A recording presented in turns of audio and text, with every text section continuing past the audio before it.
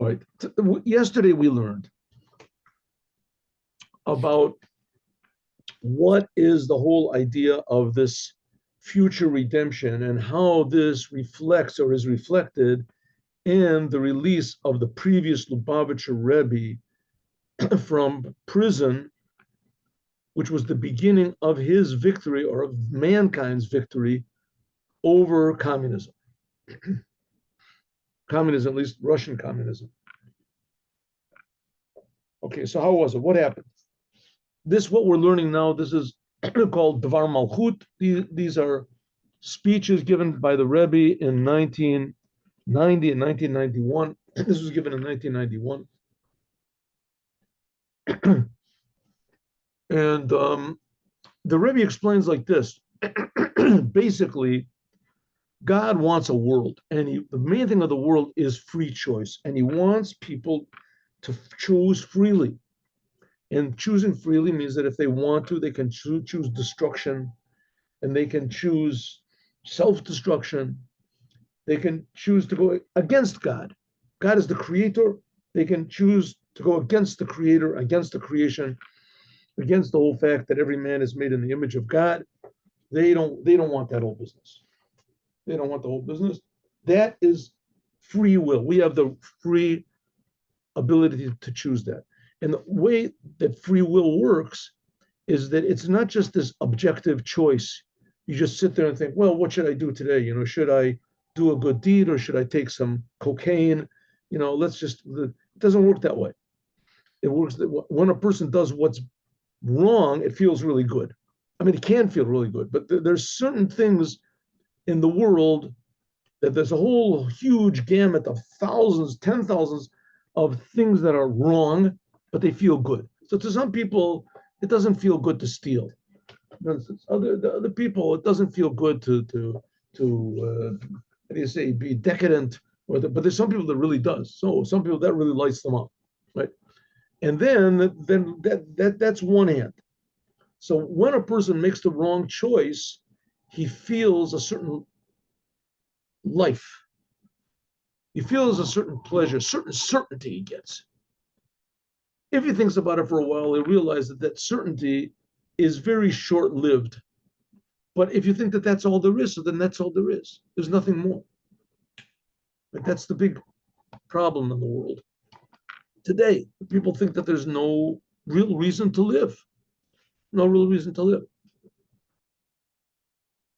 So what's the solution, Sister Ray? What's the solution? The solution is that everyone has to realize inside what's right. How do you do that?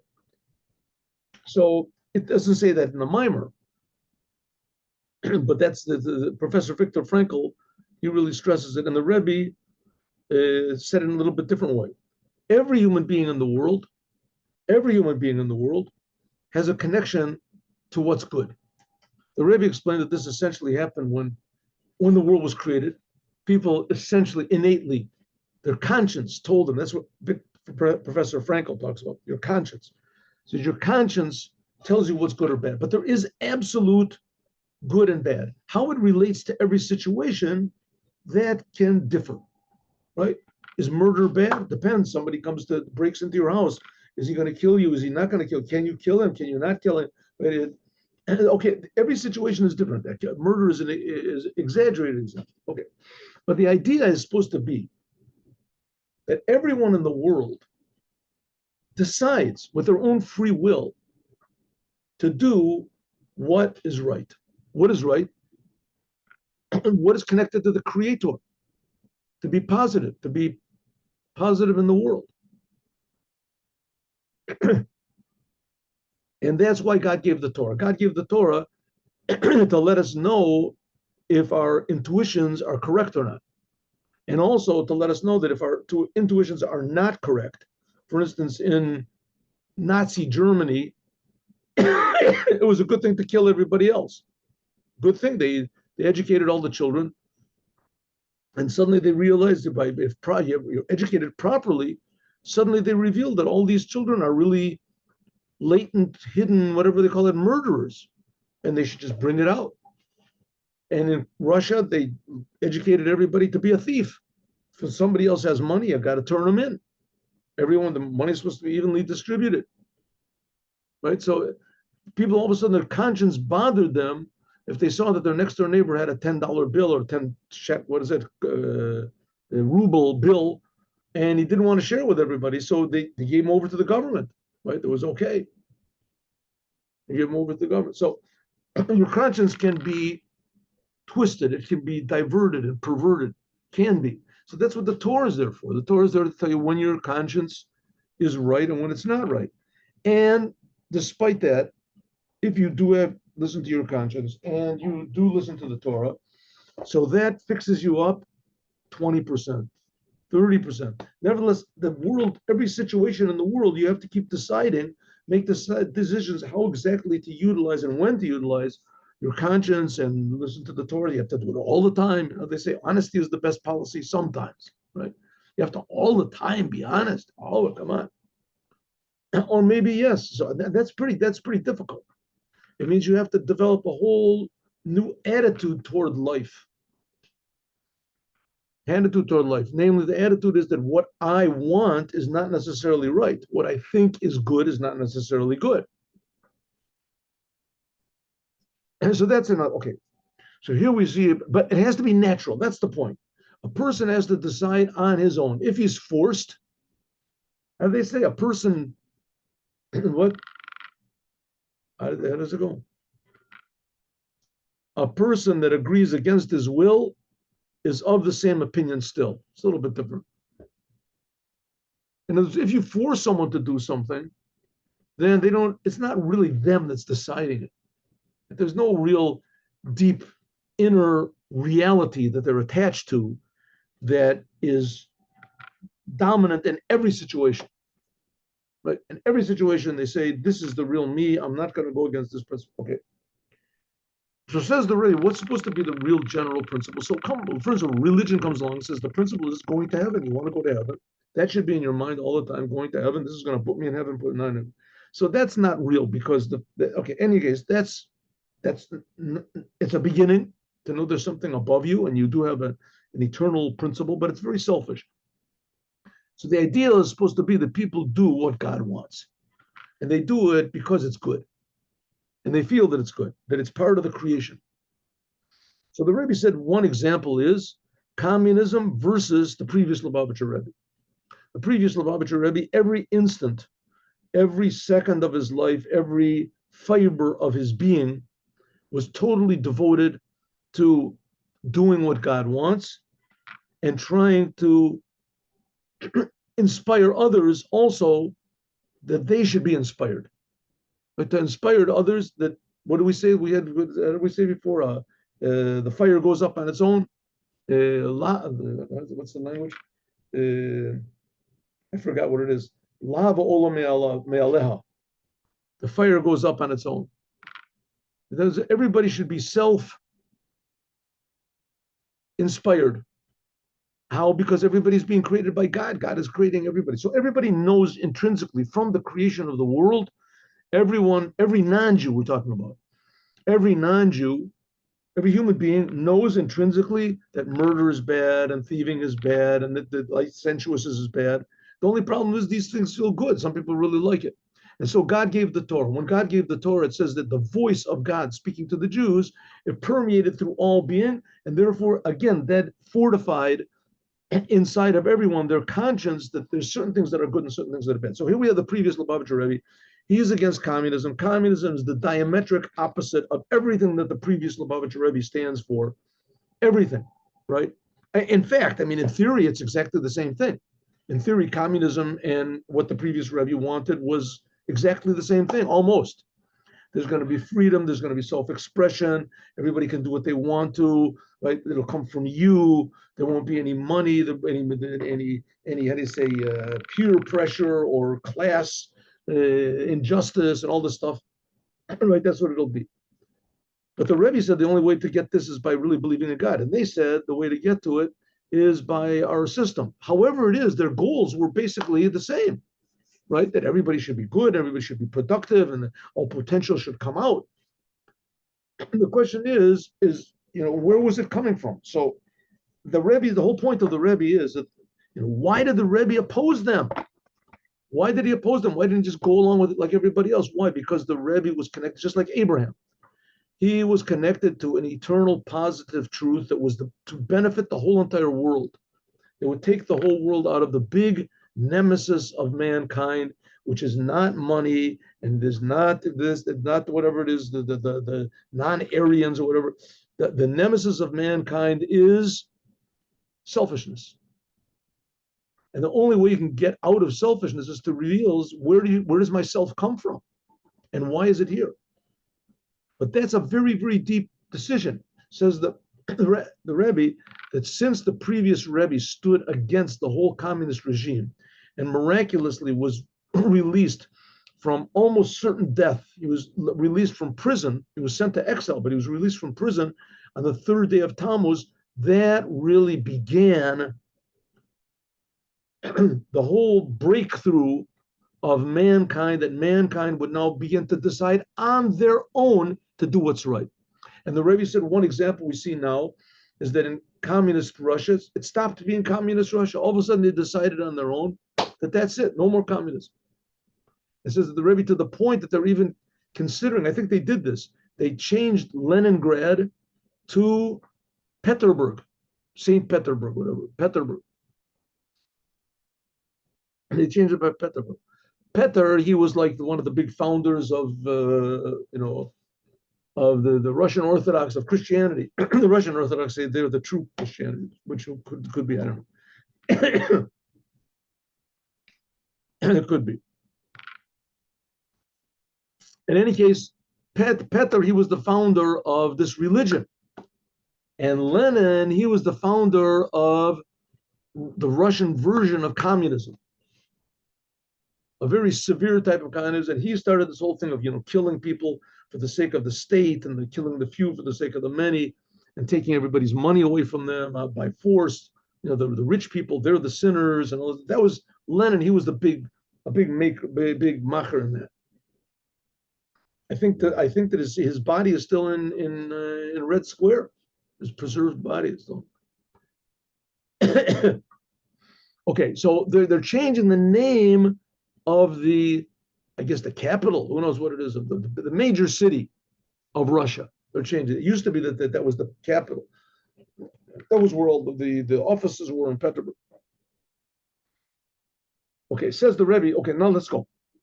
So that's what it means. People are going to decide on their own, and that's what it has to be. That people decide on their own free will, that they're going to do what is right, even though it might not feel good, even though they might lose, but they're going to do what's right. And we can say, therefore the non-Jews are called Bnei Noach. They're called the sons of Noah.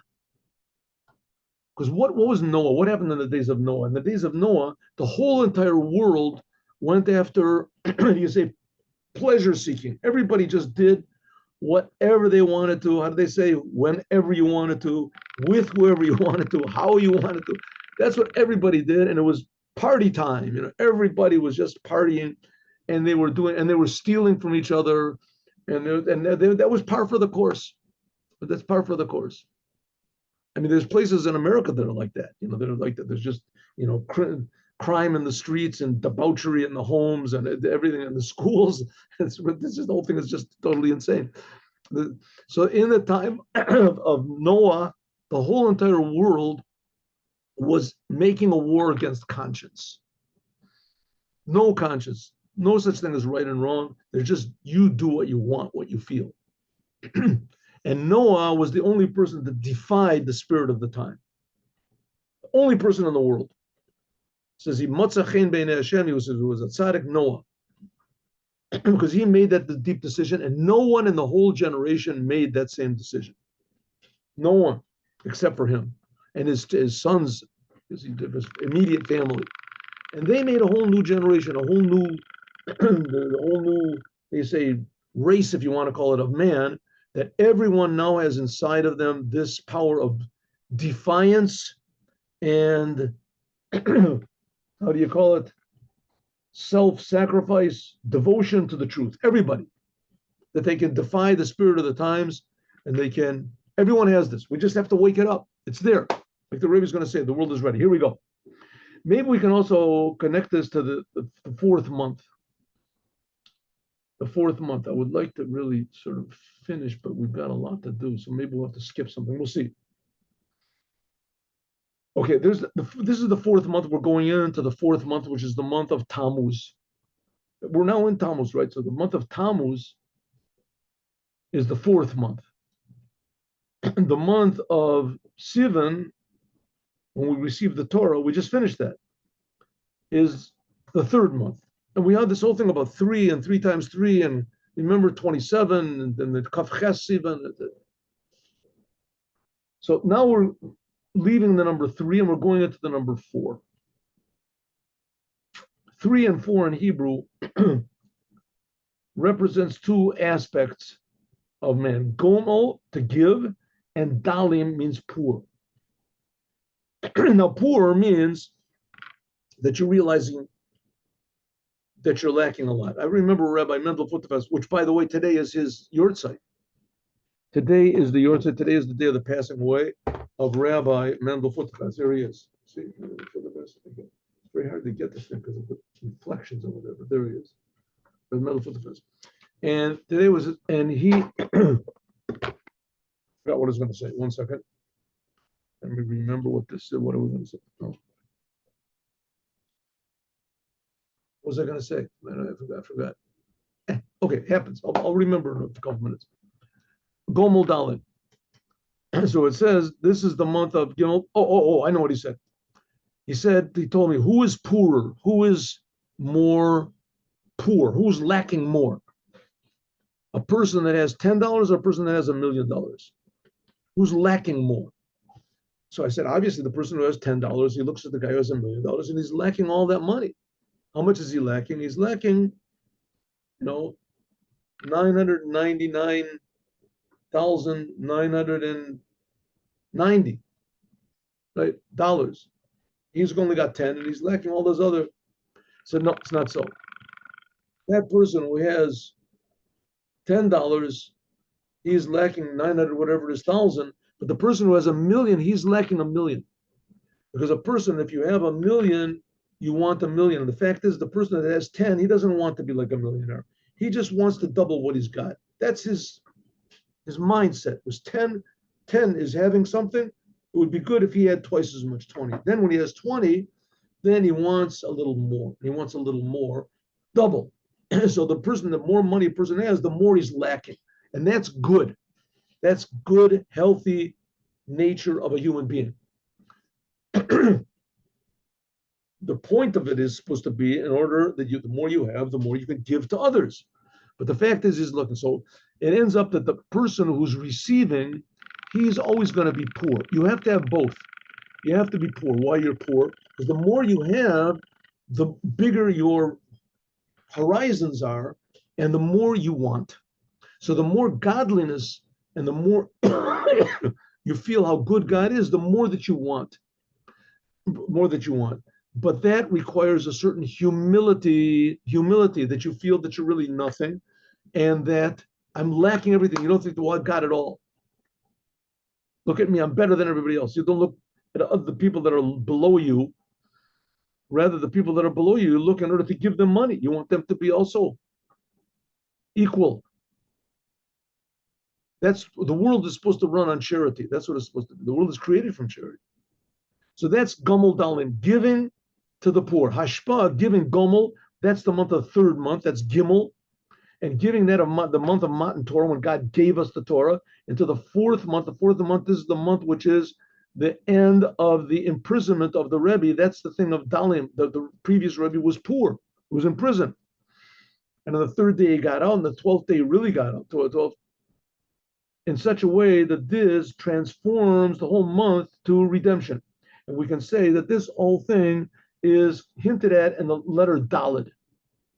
How is it hinted at in the letter Dalet? That there's a letter Resh and the letter Dalet. The letter Resh does not have a thing in behind it. Right? See, the letter Resh, it's curved over here.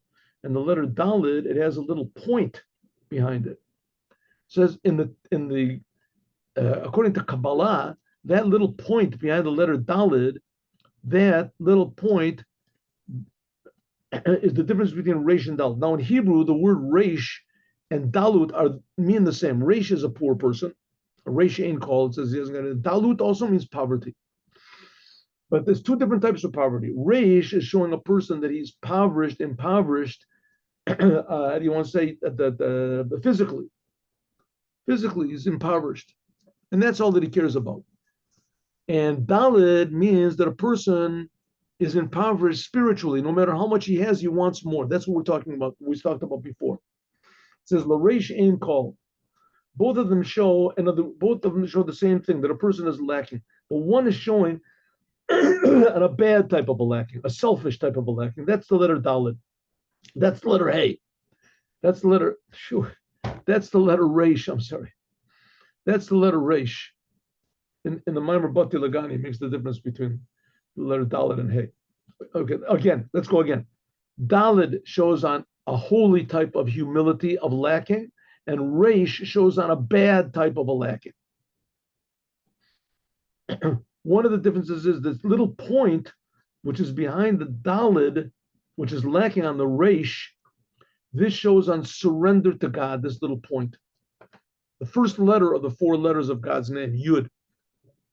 And this refers to the point of Judaism, which is complete by every single Jew. Even if that little Yud is on the backside, so to speak, he pays no attention to it. Like the rabbis say, like the rabbis say, even though a Jew sins, he is still a Jew. That little point, which we see the Jews stubbornly refuse, almost universally refuse to say that they're not Jewish. Right? The communist Russia almost had the solution to that, is to destroy Jewish education, so that people didn't know that they were Jewish and they were ashamed to be Jewish. So people kept it secret. They were Jewish. On their identification card or whatever it was, they didn't write they were Jewish. The Rebbe said if it's written that you're Jewish in Russia, if it was written you're Jewish on your identification card, just the fact that it's written there is a tremendous self-sacrifice. That's like the essence of Judaism. The fact that a Jew was willing to say that he was Jewish in Russia. It just was a thing with just brought troubles. Since the Nakuda, not that he was religious, just the fact that he was since the Nakudas, this is the inner point of Judaism, is above from all the worlds, the concealments. I think I saw this before. One of the things that Stalin advertised against Trotsky, who was in many ways no less of a murderer than Stalin was. I guess he was less because he lost. If he would have been a bigger murderer, maybe he would have. Well, but anyway, he was a big murderer, and he was totally, anti anything that had any smell of religion at all, especially Judaism. But he would not deny his Judaism. He said, yes, I'm a Jew, I'm a non-religious Jew.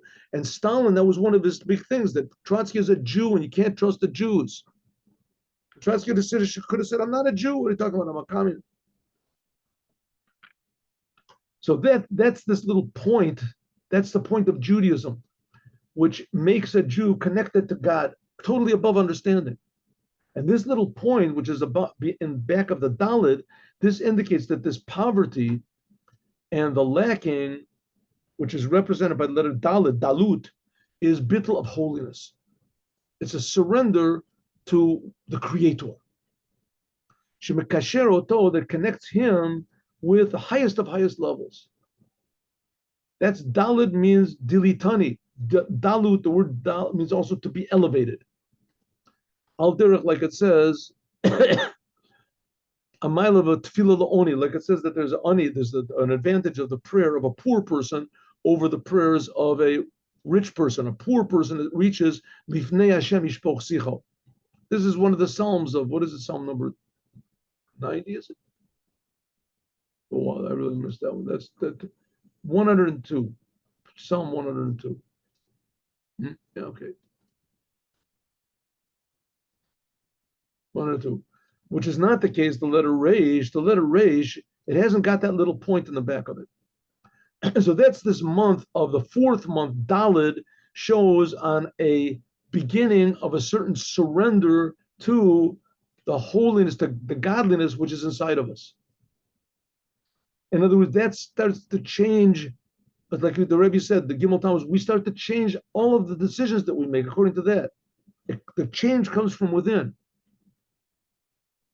Shall have it. Alpis, according to this, we can explain the difference between these two things of Reish and Dalet. These are two, Rochav and Orach. It widens up. It's not just the letter Yud, it spreads out. But the thing that the letter Dalet spreads out holiness. And this includes all of the letter Yud is just a little point. And the letter, and really every letter that you write in Hebrew starts off with a Yud. That's the beginning over here, for instance. In the Reish, the Yud is over here. But the Dalet has two Yuds where it starts. And also there's this little Yud in the back. So it says that the little Yud is just a point. But spreading it out, that shows how this godliness of the letter Dalet can spread out through the whole entire creation. It's divided up into up, down, right, left. It's wide. A kav lamayla, there's a wide line on the top. Right, this shows on wideness. Then also how it comes down below. That's the whole letter Dalet that comes down. This completion of service of God is expressed in that a person has two things together. On one hand, you have to be totally surrendered to God. You have absolutely nothing of your own. That's poorness, poverty. On the other hand, you have to express this in the world. You have to express it in the world. Expressing it in the world means why not? You can be rich. You can be rich. You can be famous. That's not what your inner desire is. Your inner desire is to do what God wants. If God wants you to be a leader and to be a famous and to be who knows what, if it's according to the Torah, then do it. Use everything, but the guiding light in your life is this little Yud. I am surrendered totally to the Creator. I am nothing. God is creating me every moment. But God is also creating the world, and He wants this world to be perfected. That's this nakudat bittul. That's this little point of self-surrender as it is drawn down into the whole chain of creation. That's the letter Dalet. It comes down. So you have to have both. You have to have little Yud in the back, which is total surrender to God. I am nothing. At the same time, that has to be expressed in the physical world. That's why God gave the Torah in the world, so that the world will be corrected. So that we'll have a good time and we'll have a good place and we'll have a good life to make the world good. Kasher, when there are these two things together of up and down, but if there's missing this little Dalet, that's the essence. So then it's missing the main thing. It's the joining of these two lines are missing. In other words, the difference between, like we said, the difference between Geula and Geula. Geula is exile, terrible. Exile is terrible, right? There's no meaning in life. There's no real happiness. There's temporary, how do you say, enjoyment or whatever you want to call it, of physical things. You make a big party or something like that. Temporary enjoyment, but a feeling of meaning is totally lacking from life. But it's almost the same thing. Geula is almost the same thing as Geula. The same thing as letter Reish and letter Dalet. Reish looks almost the same thing as Dalet. It fills up everything, but it's missing that little point. Why am I here? What am I doing here?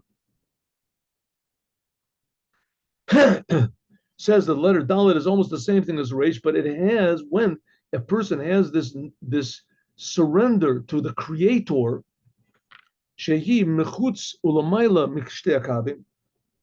This is outside of the upper line, which shows how he's wide, and line that goes down, which shows how he comes down into the world. And when you have this little point, so there's always a point of reference. A person, no matter where he is, he's got this point of reference. What does God want? That's the letter Dalet. That's this whole entire month. Then there's a completion of serving of God constantly. This is the token. That's the whole idea of the month, the fourth month. This is the month of redemption. This is the month of the Gimel Tammuz, and Yud Beis and Yud Gimel Tammuz, that the miracle above nature was drawn down into the nature of the world until this reaches even the letter Reish. It transforms the letter Reish into a Dalet. Anius, namely the poor poverty, bad type of poverty. The person thinks that's all I'm lacking is a little more pleasure, another party, another drug, another something physical in the world, right? Another the seat in the Senate, another power, a little more popularity, a little more. That's what the person is lacking. That's the letter Resh. And the idea is to transform this to the letter Daled. That's what happened when the previous Rebbe was in communist Russia. Communist Russia was like the representative of the angel of death in this world. Convinced everybody to go with him, right? There's going to be equality, there's going to be a fraternity, there's going to be all these wonderful things. And it's just the worst of the worst, right? Total disattachment from anything good. And the previous Lubavitcher Rebbe was exactly the opposite. Physically, he was in prison. He was the loser. He was lacking everything. They could have killed him any moment.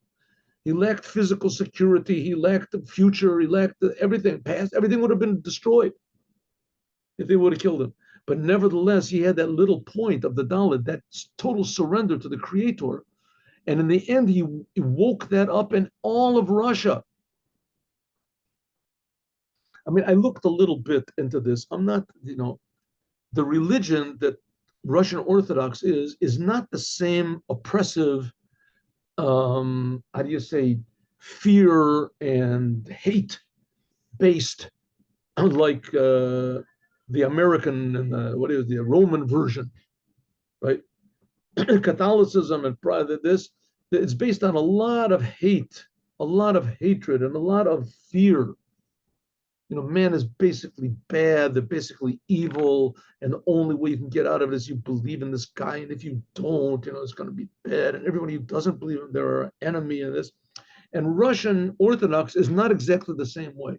I don't know, maybe I'm taking this out of the ballpark because it could be wrong, but nevertheless, they have a much more human way of looking at what God is. That a lot more is up to your decision and up to your personal actions and your personal choices in life, right? Outside of choosing religion.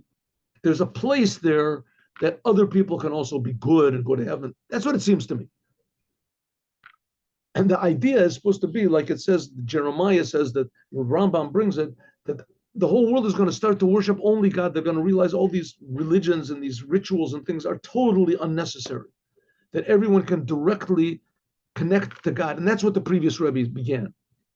Suddenly in Russia, where religion was like the worst sickness, disease of mankind, was to be religious, all of a sudden now religion is popping back up to the point where they called the main big city a religious name. In other words, they're starting to recognize God. And little by little, the process is a gradual process, but little by little, they're going to realize that also their religion is 99% not necessary, right? They had good intentions. They want to serve God, and they thought that this was the way of doing it. But suddenly they're going to realize, hey, let's serve God the way the previous Lubavitcher Rebbe did. Let's serve God the way that all the prophets that were all quoting all the time in their religion, the way they did. Right? They worship the one God, the creator of the universe, that gave the Torah, that's enlivening everybody, and he wants a good world. And eventually the whole world is going to make this decision. Every individual, independent from every other individual, will make like Noah did. Adarabah, Dav Kal Yadei, by means of this going down into this world, into such a tzara like the previous Rebbe did, it says, then God reveals himself. Imo, I am with him in tzara. That this refers to the essence of God, which is above all limitations. The whole entire creation becomes revealed here below in the individual choice of every human being. Therefore, even though the God is the highest, that there's no higher than it, the tzara and pain and difficulty in the world is the lowest, that there's no lower than it. Just look at, we have the communists were the worst of the worst, the most debauched personally in their personal lives. They were decadent people. They were terrible. They were murdered. Everything went over there. That was one of the big motivating factors over there in communism, that you can do whatever you want to. You can do whatever you want to. Just as far as money goes, right, you can't. But basically, you can do it. Don't kill people. But except for that, there's no laws, marriage and things like that. To this very day, it affects the Russians. All the Russian homes are all broken. They're without fathers, because they wrecked the whole idea of family. Everything, there was no, so to speak, no good or no bad. Suddenly, all of a sudden, everything is changing. It's coming from below to above. But nevertheless, the communists were the lowest of the low, and the previous Lubavitcher Rebbe, he was the highest of the high. And that's the whole idea of coming into the world, the lowest of the low, in order to convince it to make on their own decision, like it was a shalheves aleh me'aleh, like a flame that goes up on its own. That God is with people, even no matter how low the situation is. I mean, every human being is alive. Your life is a gift from God. That's you connecting to God right there. That shows that there's hope, that God believes in you. He loves you. If you're alive, that's a sign. What you do with that is up to you. But it should be up to you to make the decision that I want to connect my life to the source of all life. So by means of this, reveal the letter Yud. That's the point of Judaism until it's drawn down. The highest is drawn down into the lowest part of the world. Everything in the world is permeated with the feeling that God is creating me. I should do what God wants. From this, we can learn many, many things. Number one, regarding to a person's self, and also working with yourself, and also working in the world, and also working in Torah and the commandments, and working in matters of just mundane things. The Gaman especially is the redemption of Gimel Tammuz, regarding to the service of spreading out Torah and Hasidut out to bring Moshiach. Lefichach, therefore, yes.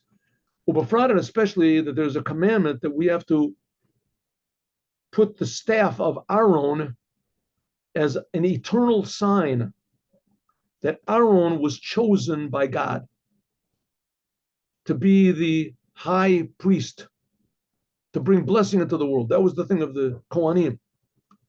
Mishenignas Aaron, it says that when the ark was hidden, it says the king, what was his name? Yeshayahu, the king of Israel, which that was like, I don't know, 70 years, something like that, before the destruction of the temple. So he hid the ark, the tablets, and in it was also a bottle of man, and the staff of Aaron, and they were all hidden. He hid them down way deep in these hidden rooms that King Solomon made when he built the first temple. So it was that also was the staff of Aaron. And on the staff of Aaron, there were still remaining from the time of Aaron, right? That was like, 900 years before that. Aaron, the staff of Aaron, still had on it the almonds and the fruits and the buds. The almonds and the flowers and the buds. They were still there.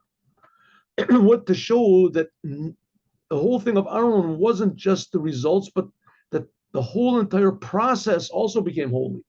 The whole entire world became holy. Moving, so it's understood that from this there is a teaching, an eternal teaching for all generations. Since that each and every Jew is a part of a nation of priests, the Jewish people are called Mamlechet Kohanim, a nation of priests, and not only just regular priests, but high priests, Kohanim Gedolim. Like the Rambam says, that not only Shevet Levi alone, but every single person. Here it seems to the Rambam is even talking about non-Jews. Every single person that he arouses his spirit to come close to God, so he can be what's called the Holy of Holies. So understood, says the Rebbe, that every single Jew has to be something like the staff of Aaron. Namely what? That there's flowers and there's buds and there's fruits. What does it mean? That not only the fruits are the main thing, but also the means, the job that you work on, the people that you meet, the money that you have in your pocket, how you make a living, the most mundane things that you can do. You're a street sweeper, it makes no difference. But the way that you do it is the way that God wants you to. And like I brought you so many times before, I said it, I don't know how many times, but Professor Viktor Frankl, he brings it. He said that he was of course he ran a huge hospital, the Polyclinic, it says in Vienna, and it's a huge hospital. And he said, I can tell you, testify that sometimes the janitor heals more people than the brain surgeon. Says because the brain surgeon, he operates on a person and he fixes them physically, but the janitor, he first of all keeps the floors clean so everybody has a good feeling, a general about the place. And then also he says to people, hello, how are you this morning? How are you feeling? I hope you're getting better. How's your family? What a beautiful family you had yesterday. They came and visited you, right? All of a sudden, he gave a feeling of encouragement to people. So even being a janitor, no matter what it is, the most simple service you could possibly have, you don't have to think, that could do more good for the world than anything else could be.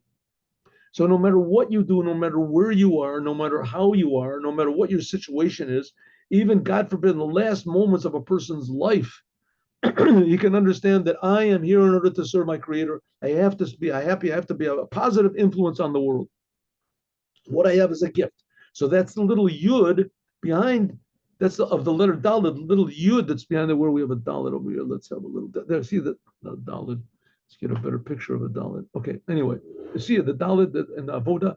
See, there's a little yud over there. That little yud is the feeling inside of myself. Everything I have is a gift from God. Everything I have is a miracle from the Creator. I want to use it the way God wants. That's the little yud. And what's the rest of the letter? Actually doing it, actually bringing it to the world, using your ego, using your sense of humor, using your talents, using your character and your abilities and your gifts in order to improve the world. That little yud is just a little point inside. And that means serving God, serving God with all of your energy. When? Only in this world. Only by means of being in this world and interacting with the world and being challenged by the world and bringing out the blessing in the world, this reveals the ma'od, the infiniteness of God. And we can even say that more, that in this is expressed the whole idea of this completion of serving God. Like it says, even if we were commanded to chop wood, we would chop wood. We're serving God through Torah and mitzvahs. Why do we do the Torah and the commandments? Because that's what God said. If God would have said, your service is to tie shoelaces, that's it. Tie shoelaces, that's serving God. Oh, we would be so happy just or to chop wood. So it says that's one of the big teachings. Yeshno Hora, there's a teaching from the blossoming of the staff of Aaron, that after a person has this foundation of Kabbalat oil, that he accepts on himself the yoke of God, everything I have is a gift. I have to serve God. I have to at least get a little bit of appreciation to the Creator and use what He's giving me to serve Him. He's giving me everything. That attitude is called Kabbalat oil, accepting on yourself the yoke. It has to be afterwards a point afterwards, this point which is above any limitation has to spread out, and it has to spread out in all of your personality and your whole character and all of your talents, all of your abilities, until your whole entire existence and your whole entire nature. That's the idea of the fruits, and that's the flowers, until finally there will be fruits, yotze perach, yotze tzitz, that it'll be revealed in the world.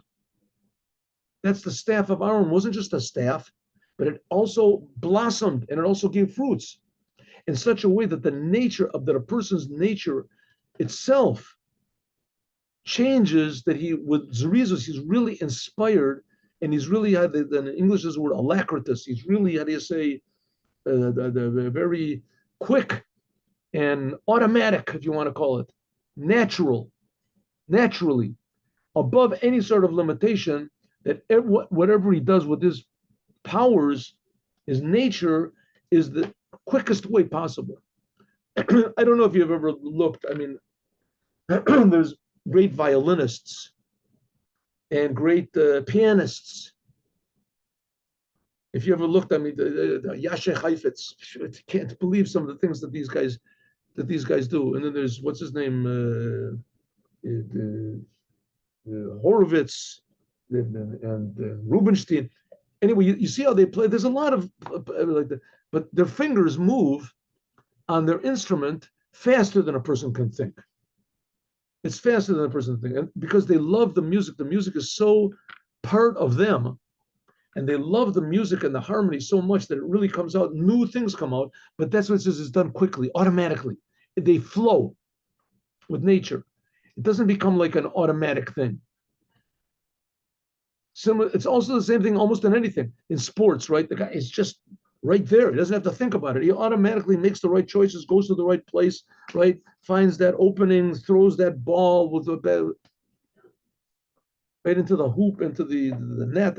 It becomes automatic. The same thing is the reason that it is in these lower things about music and sports is because that's the way it is serving God. So everything can be the same way by us. Automatically, we want to do what's harmonious with the Creator. So that's what we can learn.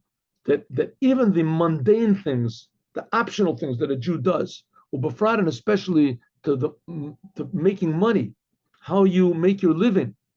The Kol Rosh, first of all, you have to learn from the Aaron's staff. That namely what? That also the same thing with the manna. The manna. There's a story in Jeremiah. It says that it was the manna was put in it was kept in the Holy of Holies.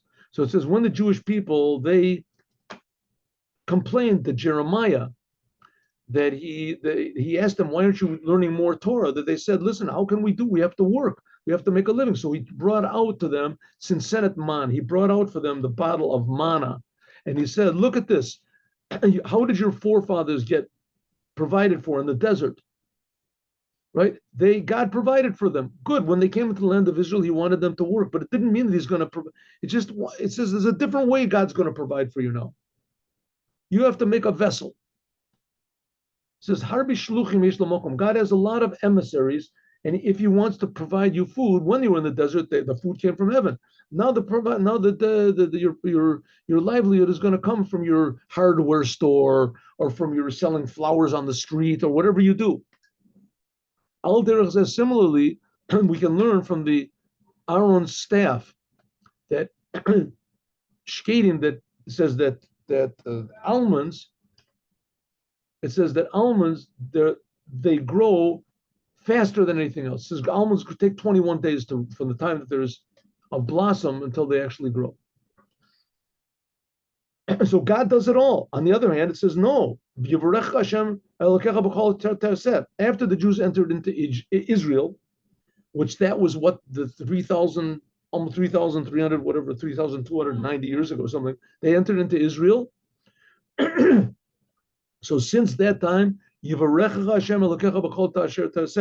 have to be God's partner. You have to make the vessels. Chat that you want to draw down a livelihood that you have to do you have to work naturally. That's the whole idea of the flowers growing up on the staff, and afterwards the buds going up on the staff. You have to work naturally. You can't just sit in your house and think God's going to provide for me. You have to do something. This comes by means of working in business, but being honest in the nature of the world. That's the whole purpose why God put the Jews into Israel, so that the world would be holy and that the world should be a vessel to receive the blessings of God. Then the money that comes in is a miraculous way.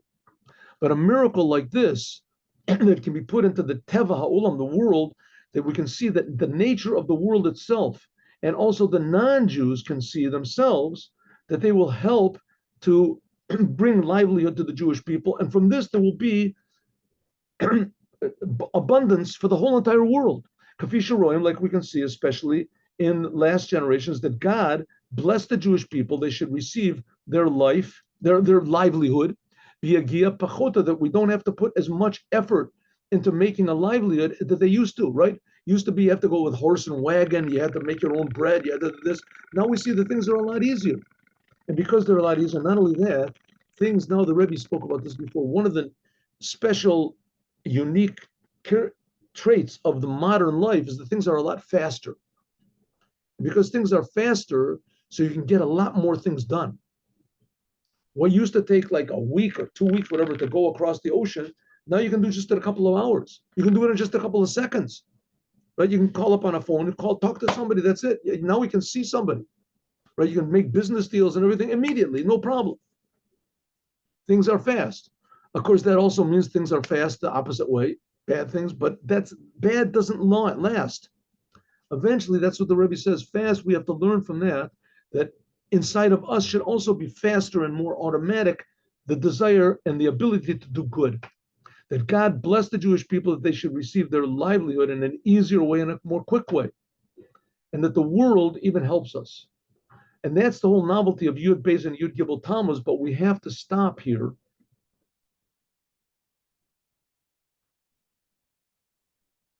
For now. Okay, God bless you all. Have a good day with Moshiach. Now let's see. 1 minute. All right, Yom Yom. Any questions in chat? Oh, here we go. Okay.